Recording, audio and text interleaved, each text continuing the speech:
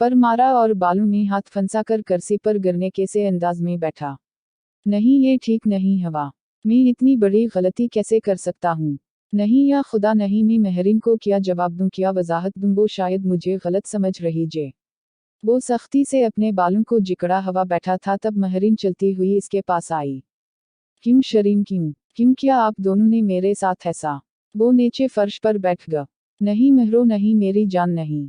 तुम गलत समझ रही हो। मैंने तुम्हें धोखा नहीं दिया। मैंने तुम्हारे साथ पूरी तरह वफा। अब भी गलत समझ रहे हैं शरीम आप। पहले भी आप दोनों ने ये समझा कि मुझे बता देंगे तो मुझे दुख होगा। पहले भी आप दोनों ने मुझे अपना समझकर नहीं बताया और खुद सारे फैसले कर डाले। अब भी शरीम, अब भी आपको ये लग रहा है कि ये सब जानने, ये सब देखने के बाद मैं आपको बेवफा और गलत समझ रही हूँ? नहीं शरीम, मुझे तो अपनी बेहसी पर रोना आ रहा है। मेरा दिल चाह रहा है ये जमीन पट्टे और मैं इसमें समा जाऊं। मेरा दिल चाह रहा है कुछ भी ऐसा हो जाए कि मैं यहाँ से गायब हो जाऊं। शरीम, आप दोनों ने मेरी वजह से एक दूसरे को छोड़ दिया।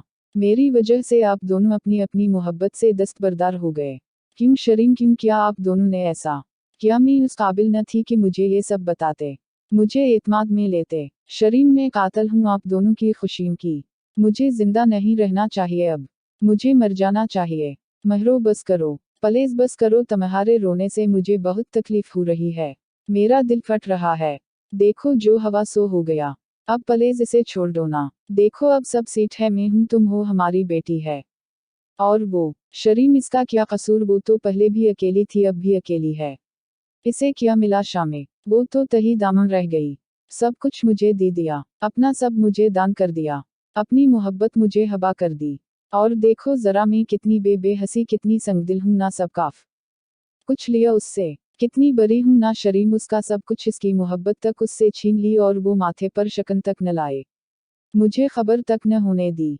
वो हमेशा यही करती है। क्यों करती है वो ऐसा? शरीम, मुझे जिंदा रहने का अब कोई हक नहीं है। मैं उस गिल्ट, उस नदामत के साथ कैसे जिंदा रह सकती हूँ कि मैं महरीन अजीम, अपनी बचपन की दोस्त, अपनी सहेली की सारी खुशियाँ खा गया। वो हिचकियों से बल्क बल्क कर फर्श पर बैठी रो रही थी। शरीम उठकर इसे पास आया, इसका सर अपने हाथों में लेकर कहा, नहीं महरो, खुद को कसूरवार मत कहो, खुद को इल्जाम न दो। तुम अनजान थी उस सब से। तुम ने इसकी खुशियाँ नहीं छीनी, बल्कि वो तो खुद ये सब कर गई है।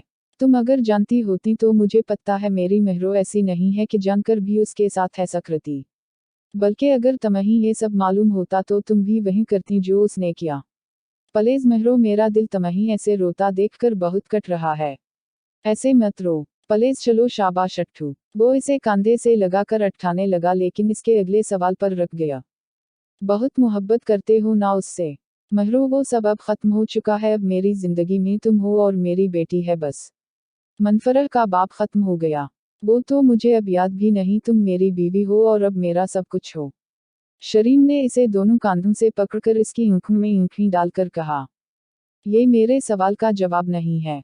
महरीन ने आंसू साफ करते हुए कहा, महरो, अब ऐसा कुछ भी नहीं है। तुम खुद बताओ, मैं और तुम 1.5 साल से साथ हैं क्या? तुमने मेरे अंदर खुद से बेवफाई देखी या कभी देखा कि मैं तुमसे गाफिल रहा हूँ? बोलो। मुझे अब बस तुम्हारे साथ रहना है। मेरी जिंदगी मुकम्मल है, अल्हम्दुलिल्लाह। तुम मेरी हमसफर हो और मुझे तुम्हारी हमसफरी हमनवाई दिल से कबूल है। अब प्लीज मजीद कुछ मत सोचो। वो माजी था, गुजर गया। वो इसे अपने साथ लगाए बाहर ले आया था। महरो के अंदर कुछ क्षण से टूटा था। उसने सब कहा था, लेकिन ये एक बार भी नहीं कहा था कि वो उससे मोहब्बत भी करता है। वो खुद को ठीक है जाहिर करती खाने में शरीम का साथ दे रही थी, मगर उससे खाया नहीं जा रहा था।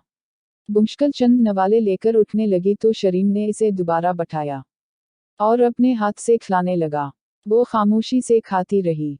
खाने के बाद वो जल्द ही सोने के लिए लेट गई। ये लेटना सिर्फ शरीम से बचने के लिए था, वरना नींद तो अब इसकी कहीं दूर ही जा सोए थी। शरीम कमरे में आया तो देखा वो कम्फर्टर ओढ़े आंखें बंद किए लेटी है, लेकिन वो जानता था वो सो नहीं रही।